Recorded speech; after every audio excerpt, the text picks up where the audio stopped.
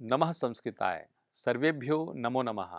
पंडित सुंदरलाल शर्मा मुक्त विश्वविद्यालयस्य अंतर्गतं संस्कृत विभागस्य आश्रये आयोजिते संस्कृत व्याख्यानमालायां भवतां सर्वेषां प्रिय छात्राणां हृदयेन स्वागतम्।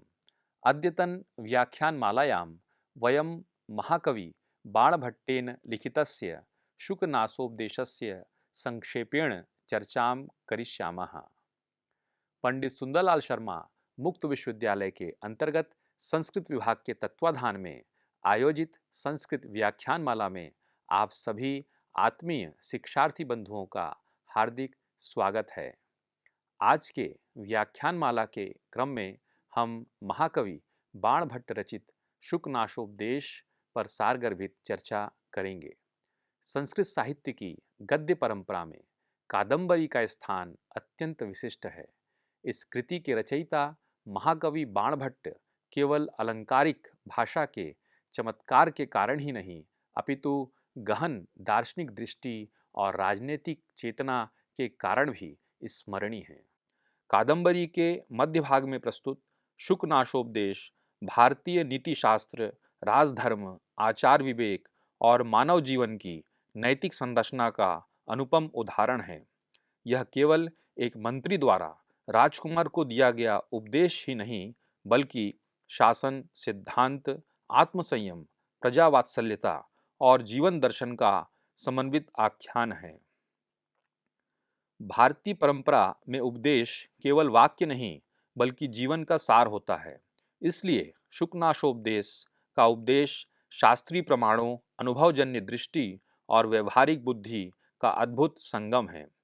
प्रिय विद्यार्थियों, आज हम संस्कृत गद्य साहित्य की अनुपम कृति कादंबरी में निहित शुकनासोपदेश का विस्तृत, समन्वित और कथानक संपृक्त अध्ययन करेंगे। इस महान ग्रंथ के रचयिता संस्कृत के अप्रतिम गद्यकार बाणभट्ट हैं, जो सम्राट हर्षवर्धन की राजसभा के गौरव थे। बाणभट्ट की साहित्यिक प्रतिभा केवल एक शब्द सीमित वैभव तक ही नहीं, बल्कि उसमें दार्शनिक गांभीर्य, राजनैतिक सूझबूझ तथा नैतिक चेतना का अद्भुत समन्वय विद्यमान है। शुकनासोपदेश इस समग्र दृष्टि का सजीव और प्रभावशाली उदाहरण है। बाणभट्ट और कादंबरी का साहित्यिक परिप्रेक्ष्य। बाणभट्ट का साहित्यिक व्यक्तित्व संस्कृत गद्य के इतिहास में शिखर पर प्रतिष्ठित है। उनकी भाषा दीर्घ समासयुक्त, अलंकारपूर्ण और भाव समृद्ध है। कादंबरी को विश्व की प्राचीनतम उपन्यास परंपराओं में एक माना जाता है। इस ग्रंथ में प्रेम, करुणा, नीति दर्शन और अलौकिक तत्वों का समन्वय है। उज्जैनी के राजा तारापीड़ और रानी विलासवती के पुत्र चंद्रापीड़ के राज्याभिषेक के पूर्व मंत्री शुकनास जो उपदेश देते हैं, वही शुकनाशोपदेश कहलाता है। यह उपदेश काव्यात्मक सौंदर्य और राजनैतिक यथार्थ का संगम है। वे चंद्रापीड़ को राज्याभिषेक से पूर्व जो शिक्षाएं देते हैं, वे आज भी प्रशासन, राजनीति, समाज और व्यक्तिगत जीवन के लिए उतनी ही उपयोगी है जितनी उस युग में थी। बाणभट्ट स्वयं भी राजनीति और दरबारी जीवन से परिचित थे, अतः शुकनाशोपदेश में उनकी यथार्थ दृष्टि स्पष्ट झलकती है। शुकनास का व्यक्तित्व और उनके उपदेश की पृष्ठभूमि। शुकनास केवल राजमंत्री नहीं, बल्कि अनुभवी राजऋषि के समान हैं।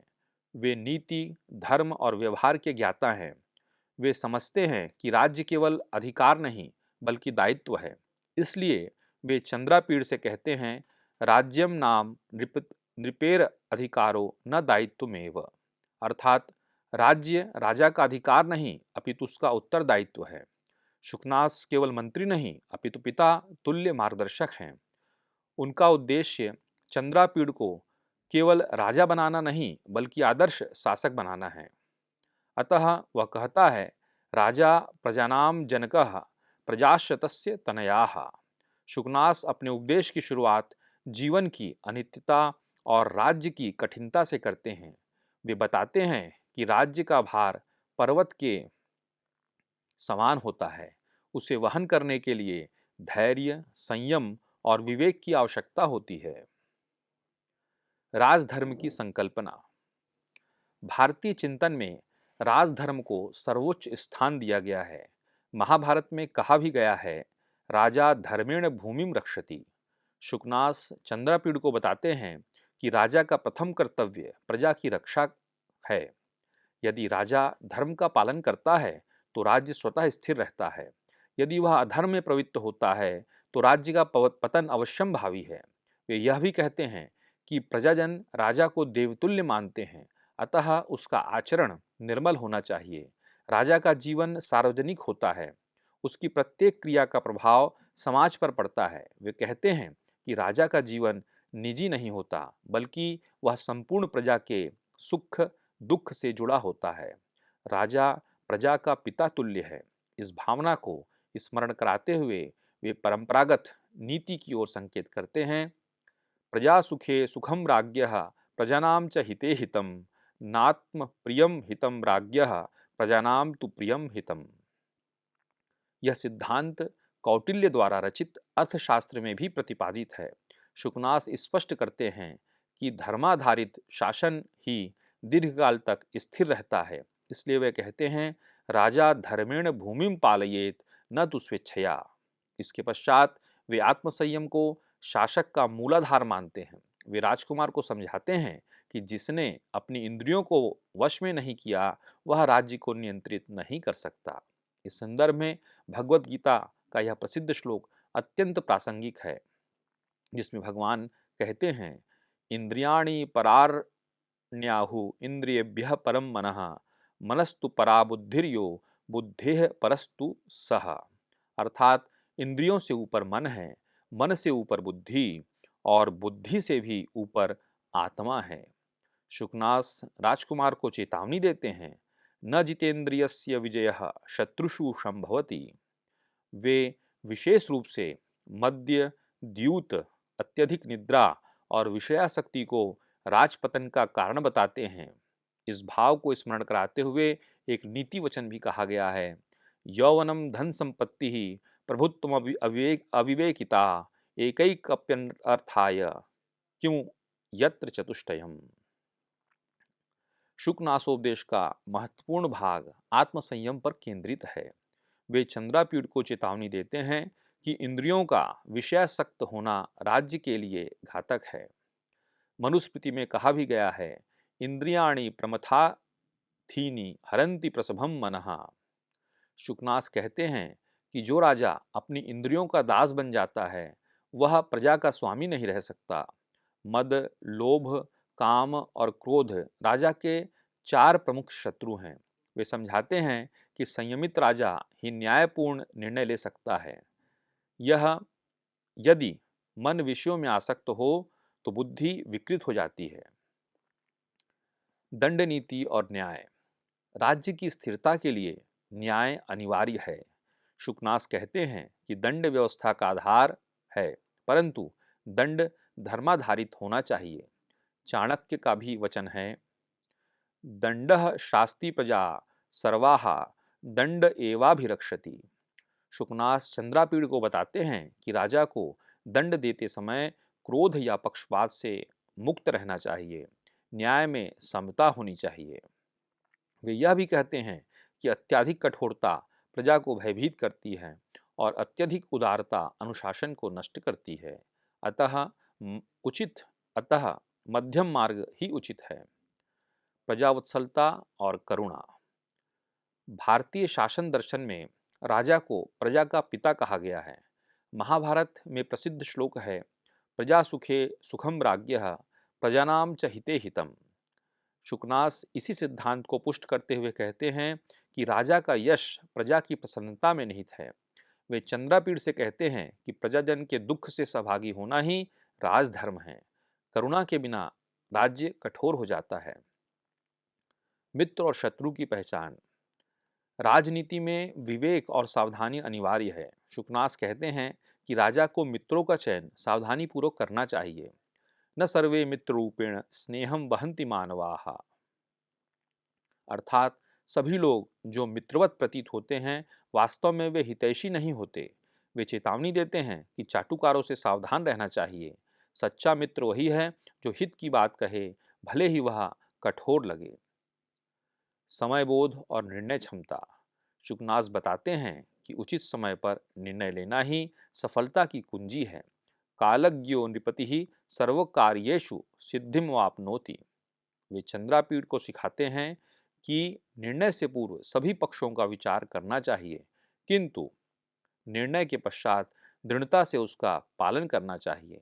वे कहते हैं, कालः सर्वभक्षी, अर्थात समय का दुरुपयोग राज्य को ग्रस लेता है। स्त्रियों के प्रति दृष्टिकोण।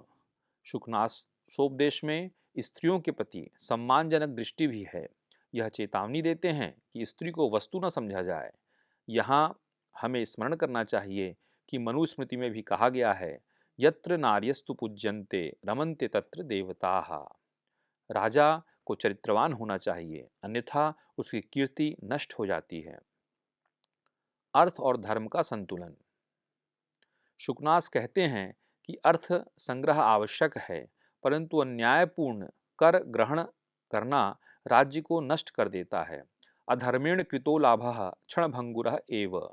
यहाँ वह धर्म और अर्थ के संतुलन की बात करते हैं। शुकनास संकेत करते हैं कि कर संग्रह न्यायपूर्ण होना चाहिए। अत्यधिक कर प्रजा को असंतुष्ट कर देता है। धर्मेण अर्थः साधनीयः। राजा को धन संग्रह में संतुलन रखना चाहिए। शिक्षा और विद्वानों का सम्मान। शुकनास कहते हैं कि विद्वानों का सम्मान करना राजा का कर्तव्य है। विद्या से ही राज्य की उन्नति होती है। विद्या नाम नरस्य भूषणम। वे कहते हैं कि जो राजा विद्वानों को आश्रय देता है उसका राज्य समृद्ध होता है। अहंकार का परित्याग। शुकनास बार बार चेतावनी देते हैं कि अहंकार पतन का कारण है। अहंकारात् विनश्यन्ति सर्वे गुण समन्विताः। वे चंद्रापीड़ को समझाते हैं कि विनम्रता ही राजसत्ता की शोभा है। कथानक के माध्यम से शिक्षा। शुकनाशोपदेश में अनेक स्थानों पर संकेतात्मक शैली मिलती है।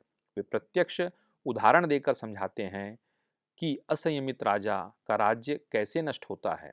वे कहते हैं कि जैसे अग्नि सूखी लकड़ी को शीघ्र भस्म कर देती है, वैसे ही दुराचार राज्य को नष्ट कर देता है। प्रशासनिक दृष्टि और संगठन। शुकनास प्रशासन की सूक्ष्मताओं पर भी प्रकाश डालते हैं। वे कहते हैं कि योग्य अधिकारियों की नियुक्ति राज्य की सफलता का आधार है। राजा को अपने मंत्रियों पर विश्वास करना चाहिए, परंतु अंधविश्वास नहीं करना चाहिए। निरीक्षण और परीक्षण आवश्यक है। नैतिक आदर्श और व्यक्तिगत आचरण। शुकनास कहते हैं कि राजा का निजी जीवन भी अनुकरणीय होना चाहिए। यथा राजा तथा प्रजा। यदि राजा सदाचारी होगा तो प्रजा भी उसका अनुसरण करेगी। शुकनाशोपदेश की दार्शनिक पृष्ठभूमि। यह उपदेश केवल राजनीतिक नहीं बल्कि दार्शनिक भी है। इसमें कर्म, धर्म, संयम और अनित्यता का विचार निहित है। जीवन की अस्थिरता को ध्यान में रखते हुए शुकनास कहते हैं कि राज्य और वैभव क्षणभंगुर है। अनित्यमिदं सर्वं दृश्यते जगति। शुकनासोपदेश केवल एक व्यवहारिक नहीं, दार्शनिक भी है। वह जीवन की अनित्यता पर संकेत करता है। यौवनम धन संपत्ति ही प्रभुत्वम च नित्यम नः। यह वैराग्य की भावना भी उत्पन्न करता है। यह भाव हमें आदि शंकराचार्य के वचनों की याद दिलाता है। भज गोविंदम भज गोविंदम भज गोविंदम मूढ़मते। आधुनिक संदर्भ में शुकनाशोपदेश की प्रासंगिकता। आज के लोकतांत्रिक युग में भी शुकनाशोपदेश के सिद्धांत प्रासंगिक हैं। नेतृत्व में नैतिकता, प्रशासन में पारदर्शिता और समाज के प्रति उत्तरदायित्व आज भी उतने ही आवश्यक हैं। राजनैतिक नेतृत्व के लिए आत्मसंयम, न्यायप्रियता और करुणा अनिवार्य हैं। शुकनाशोपदेश भारतीय नीतिशास्त्र की अमूल्य धरोहर है। यह उपदेश हमें सिखाता है कि सत्ता का अर्थ सेवा है और नेतृत्व का अर्थ उत्तरदायित्व। शुकनास का यह वाक्य संपूर्ण उपदेश का सार प्रस्तुत करता है। स्वार्थ त्यागेन परहिते यह प्रवर्तते स एव नृपः। अतः निष्कर्षतः यह कहा जा सकता है कि शुकनाशोपदेश केवल अतीत का साहित्यिक अंश नहीं बल्कि वर्तमान और भविष्य के लिए भी एक प्रकाश स्तंभ है। शुकनाशोपदेश भारतीय राजनैतिक, नैतिक और दार्शनिक चिंतन की अमूल्य धरोहर है। यह केवल साहित्यिक सौंदर्य का उदाहरण ही नहीं बल्कि आदर्श, नेतृत्व और संतुलित जीवन का शाश्वत मार्गदर्शक है। आज के व्याख्यानमाला के क्रम में आज इतना ही। आगामी व्याख्यानमाला के क्रम में एक नवीन अध्याय के साथ पुनः मिलेंगे। तावत् शुभम भूयात्। जयतु भारतम, जयतु संस्कृतम।